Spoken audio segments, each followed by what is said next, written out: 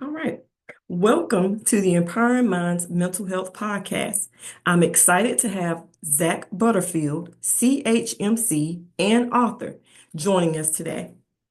Zack will be chatting with us about his book, Hunting for Happiness, and sharing some amazing insight on how we can all shift our mindset to find true happiness in our lives. Zack, thank you for agreeing to come on today. Absolutely. Thank you so much for having me. Sure. All right. So again, I want to focus on your book today. And your book, Hunting for Happiness, connects mental health with things like hunting and fishing. That's right now my son's line. I love how Yeah. he loves the outdoors, but I love how you brought your outdoor experiences into your book. So can you share how those metaphors came about and why they can be so effective for people? Yeah, I think first of all, a lot of the stories I have are from my childhood and stuff like that when psychology wasn't even on my radar. Mhm. Um, but I think I was like very observant and stories just stood out to me. And, in the hunting community, fishing community, farming community, like we will sit around campfires and tell lots of stories. And so stories become very, involved in your life. Mhm. And I think as I just like noticed some of these oddities, like with my cat or, different aspects of different animals we were hunting and stuff like that, Mhm. combining that with when I started to go into psychology and notice the interesting parallels in behaviors, between us and the animals and things I had experienced that helped me understand those concepts deeper. Mhm. So, like I share a story of hunting elk where more often than not, if you're familiar with elk, during their mating season, they'll make a lot of noise, they'll bugle, they'll just cause a racket. And more often than not, they're drawn to that sound to fight for breeding rights. But I have a story where we bugled at one, and the bull started chasing the cow away and Oh, didn't even respond to us. And we were a long ways away, and it just started chasing him. And that just always stood out to me as being so weird because I was like in my teenage mind that was black and white based off of right. where I was in development. Like that was so unexpected that just stayed in my mind. So, stories like that, I think I just observed and noticed, and they just stayed in my memory. And then I started making sense of them by what I was reading about other behavior and stuff like that. And then where that translated to my counseling practice is that those types of metaphors really relate to people in rural communities that, may not relate to other aspects of psychology or other like thought processes or language, stuff like that. It just hasn't reached them. So I found that I've had some success in working with rural communities by, having these types of stories or these types of examples from my life to compare to what they're experiencing with anxiety and PTSD and depression and addiction. And then also like you can apply the same types of things you see to then your relationships and your own personal growth and development. And so I found that that's kind of what led to the basis of the book is that there's no one specifically reaching to rural communities with these types of backgrounds about their mental health, but they do have pretty severe mental illnesses, from what we know of, like suicide rates in rural communities and substance abuse rates and domestic violence rates and stuff like that. All these are signs that you know their mental health is being neglected to some extent. So that was kind of how I built up my life experiences and observations, and then incorporating that with like my knowledge, and then that's kind of been shifted towards my practice. Okay. Now, In your book, you focus a lot on unique struggles of people in rural communities, right? So, Yes. what do you think that it is about those communities that make mental health so much harder to talk about? Of course, I know there are like a lot of stigmas around mental health, but how can we start breaking that barrier, that those stigmas around mental health? Yeah, I think one thing I found is that when you're just surrounded by one way of operating, you don't know that life can be any different. Hmm. So I think that, when you grow up and you live in a rural community, you don't necessarily know that there are better ways to live for yourself or your relationships until, you move or you start experiencing something bigger, you go to college, and then Hmm. you find that, oh, there's a lot of ways to operate from thought processes and emotional management and relating to each other's. And so I think a part of it, is starting to change with access to the internet and stuff like that, that people can start figuring out there's more than just one way to live. Hmm. So I think that as long as we're exposing, um, like with exposure to mental health and exposure to that there are better ways to live, I think that'll start helping people recognize that they can have more options than that. I also think that this is a tendency in all communities, but I feel like I've seen it a little more in rural communities is instead of seeing people as like symptoms they can improve, like, oh, that's just my mom, she's a worrywart kind of thing. They see that as like the identity instead of like, oh, that's anxiety, that can be better. You don't have to be a worrywart kind of thing. So I think one of the things is that people are identifying by their problems and then believing that that is just how things always are and always should be, Hmm. instead of realizing that like there's better ways to live. Um, I've also found that a lot of perceptions of like mental health is that like it is against their small town values. So maybe small town is more politically conservative and they view like mental health treatment as politically liberal, where I don't see that as the case. I see you improving yourself and your relationships and your emotional management has nothing to do with political party or affiliation. But I Hmm. think that they could be more defensive of that. And then to the speaking to why I even wrote the book is I think that you're not going to apply things or learn things you can't understand. And Yeah. so I think that a lot of the terminology that people are using in mental health and a lot of the examples and metaphors just aren't relatable to people in rural communities. And so then they're just not going to engage or listen to it. So those are some of my thoughts on it. Okay. Yeah, I grew up in a small area, grew up in small town, Mount Olive, North Carolina, and in my community, yeah, we didn't talk about mental health. It was almost like, and when it was mentioned, it was almost like taboo, or it was seen as like a weakness if someone said, I'm dealing with issues with anxiety or, depression, and I think I'm going to maybe go to the doctor and try to get some help. It was kind of like frowned upon, right? And so Yeah. go ahead. Well, I was gonna say, yeah, and then like they only thought that people on super severe scales of schizophrenia or autism or Hmm. wartime PTSD were the only ones who should get help or actually needed mental help. They never saw those problems in themselves, That's true. like you're saying. Yeah, that's very true. And like I was mentioning about my son, he was always a just loved outdoors, right? And so Yeah.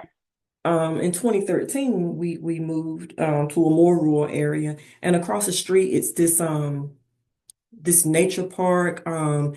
It's called Okanichi Mountain, and he would go over there and he would go fishing all the time. So he's in high school at this time, and I would go over there with him more or less like for supervision because it was very rural. And I used to be like, I don't get it. Like, why is he over here? I do not understand this. And he would just tell me, this is really like for my mental health. It's so relaxing. But because I wasn't into it and I didn't understand it, I was like, eh. But now, now that I am Yeah. older, he purchased a bass boat a couple of years ago, and he was like, "Mom, come on the water with me." And I'm like, "I'm not getting in that boat, no." And so finally, I did. And the first couple of times, I was like, "Yeah." But the more I went out, I started to get it because it was relaxing. I said, this is why he loves the water because it helps him to release any stress or maybe something that is bothering him. So now I get it. This is therapeutic for him. I didn't understand it then because, I'm like, I don't want to fish. This is not my thing. Yeah. But now I actually enjoy it. Now I don't always fish when I go with him. I just enjoy being like just the still of the water.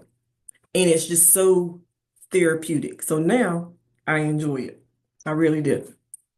And so, I I lo- I love your story for so many reasons. One is that I think it's so important for parents to jump into their teenagers' worlds or their children's worlds yeah. instead of just always dragging your child into your world. So the fact that you saw that was of interest to your son and you went and did it until you gained that like connection and appreciation Hmm. is so cool to me. But then like, I don't necessarily go into like super, super, super in depth into all the science of being outdoors because I wanted it to be lighthearted and fun, but Yeah. there's so many studies about natural sunlight and Mhm. chemicals that plants release and the vibration of being on water and stuff like that that electrically and chemically is impacting your brain, which impacts like your mood and your stress Mhm. levels and stuff like that. And so just being outside has so much beneficial to your mental health. And like, it's not that hard, but a lot of us get busy with work and stuff and just don't do it. Hmm. That is so true. When I have some downtime today, it's our weather is like up and down. I mean, it might be fall, winter, and summer all in one week, right? So You're not today, living in Utah though. That's our weather too.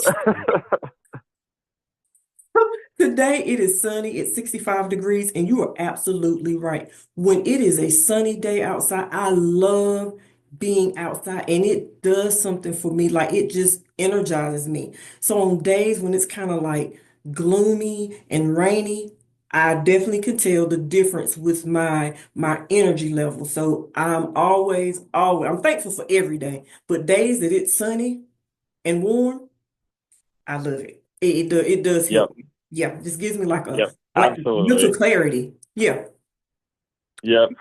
yeah. So I wanted to ask you one more question too. Now, Yes.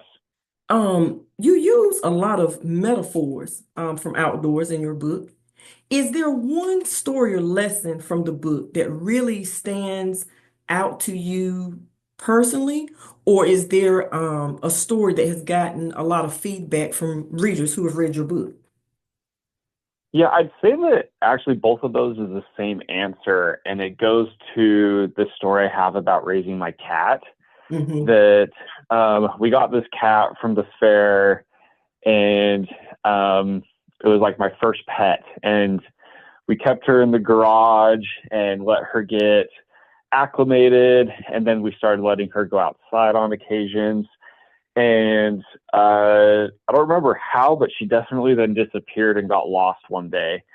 And we assumed it was in the fields next to our house that she was chasing grasshoppers or something like that. Hmm. And we searched and searched and could not find her after lots of searching. So kind of gave up on her. And a couple weeks later, my brothers were getting off the school bus and saw her kind of dart out of the field and then run back into the field. And so they chased her, caught her, we brought her back, nursed her back to health.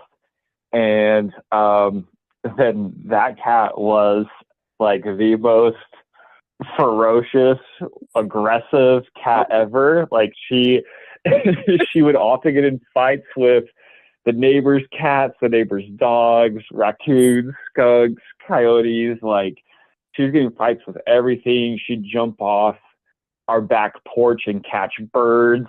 Oh my God. She was always messing around with a mouse that she had attacked, and she did not let us even like really pet her or interact with her Oh for my about goodness. 10 years after that, unless it was in the garage. Like in the garage, she would let us pet her, but like absolutely not hold her and stuff like that. Like just a little bit aggressive, and like we kind of just would like make fun of her a little bit of just like how aggressive she was. Great. And I did not quite realize that all of those were signs of PTSD. That like Oh, no. aggression, defensiveness, guardedness, not really feeling safe, distrust of others, like all of those are signs of Mhm. PTSD. And so as she got older, though, she started interacting with us from a distance. So Mhm. particularly my dad, out weeding or out gardening or something like that, she would like follow him around the yard, but not necessarily letting him pet her at first. But eventually, then she like would allow that to happen with him gradually. Mhm. And then she kind of developed what's called like borderline personality disorder tendencies, where then the last like 5 years of her life, she was super aggressive if we weren't petting her. Like she would attack you if you weren't like petting her or paying her attention.